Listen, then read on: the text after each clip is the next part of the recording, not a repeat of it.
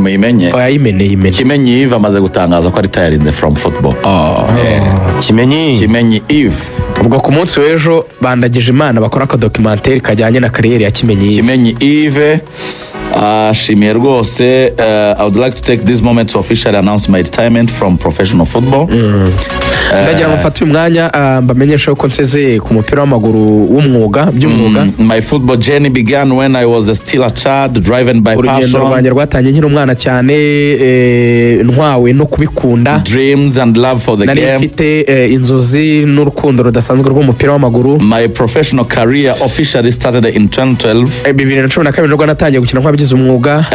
Journey that has shaped me to not only as a player but also as a person. Urugendo rwamfashije kutaba umukinnyi gusa ahubwo no kuba umuntu muzima. I began my professional career with the Isonga FC. Natangiye kariyeri yanjye mu Isonga, where I spent 2 important years learning and growing. Namazemo imyaka 2 myiza cyane aho nize ndanakura ndahakurira. After that I earned a great opportunity to join APR Football Club. Nagize amahirwe yo kujoin APR FC, a club where I enjoyed success and proudly spent 5 memorable years. Ibintu byiza nagezeho ndetse n'ibikombe natwayemo mu myaka 5 nayimazemo. In 2019 I joined Rayon Sports, nagiye muri Rayon Sports where I played for 6 months before moving to Kiyovu Sports, nkajya muri Kiyovu, a club where I experienced some of my best seasons and truly enjoyed my football. Imwe nagizemo amasezo meza cyane ndetse nkinamo n'umupira ku rwego rwo hejuru. Later I joined the AS Kigali, nagiye muri AS Kigali, but unfortunately after only 2 months I suffered a serious tibia injury. Nagize ikibazo cy'imvune ya tibia. That injury forced me to step away from football. Iyo mvune niyo yatumye mva mu mupira w'amaguru. And despite my efforts and hopes to return, nubwo nagerageje ibishoboka byose kugira ngo ndebe ko nagaruka, it has kept me away from the game until today. Nkomeza kuguma hanze y'ikibuga kugeza n'ubu. One of the greatest honors of my career was the opportunity to represent my country at the national team level. Makomeye cyane nishimira muri kariyeri yanjye, ishema rirutayandi nuko nabasha guhagararira igihugu cyanjye nk'umukinnyi.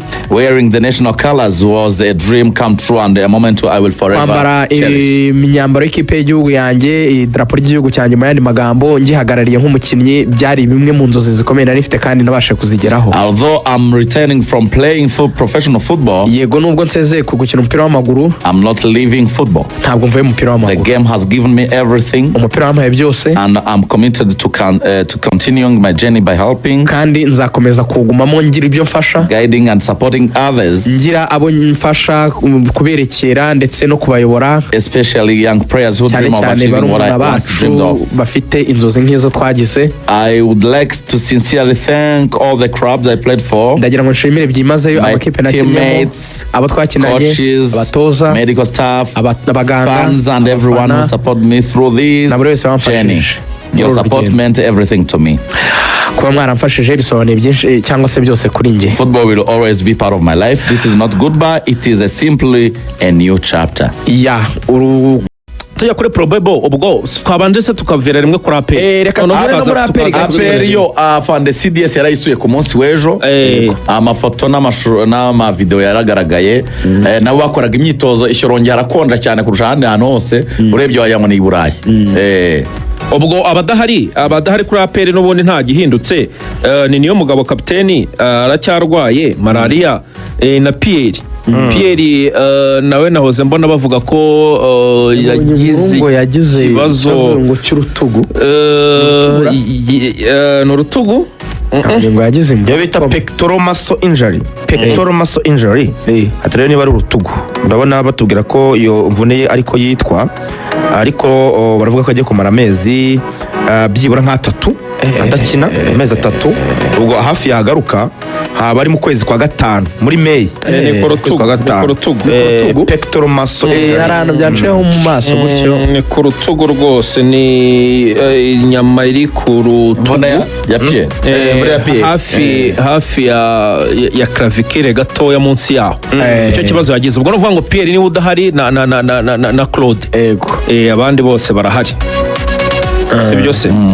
Hanyuma ubwo tugiye kuranirwa ekipe ya Police kugira ngo turebere hamwe uko bimeze.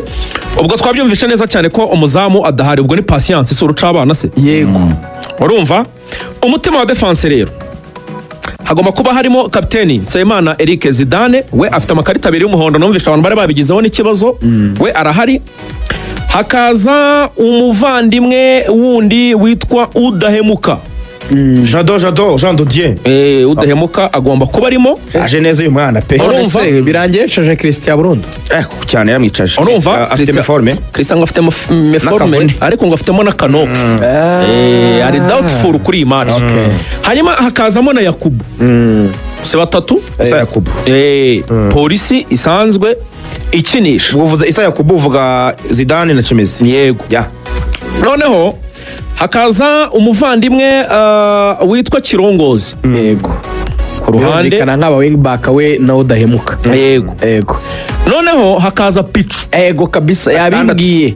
Yambwiye ati APR ndayizi ati narayitoje no 22-23 iyo sezo ati nzi ngufu zanze n'intege nke zayo ati ndanashyiramo umukinnyi umwe mu bakinnyi bayikinnyemo Pichu kandi afite ubushake bwo gukina nayo. Ubwo hagati ndakwemeye kuvutaretsemo Pichu. Hagati hariho haravugwamo Pichu.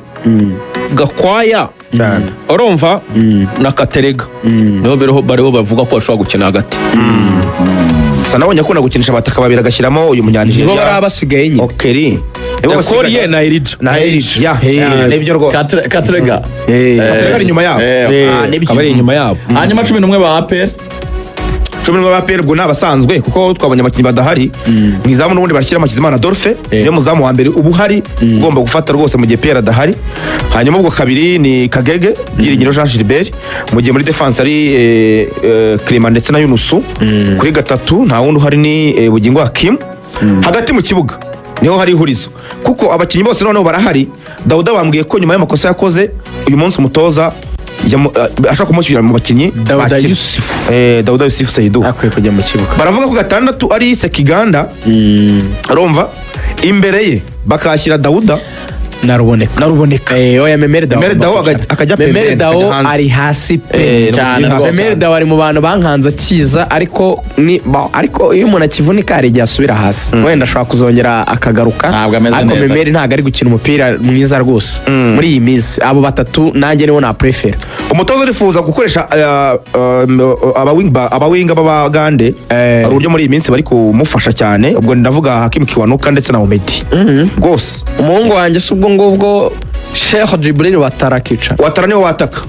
Togwimeri akaza kuzasimbuye nabasi n'abamadosi. Togwimeri cyari kimeze neza mu minsi ishize. Arujya ariko usana ha mu ruhura yamukoresha imikino myinshi buriya. Mukoresha imikino mbere ni yayindi. Avuga tereka nkire Watara noneho Togwaza kuzasimbuye abonye ko yasimbuye afasha cyane. Oya bench oya nuvuga ngo bane ndiho ndababona. Ni Gilbert ni Mamadou Lamine Ba ni Sina Togwi. Si bisanzwe se. Ni bane binjirira hari n'uyu munyamahanga twari tuvuye William ndako nuza Memere Dawo. Na Memere Dawo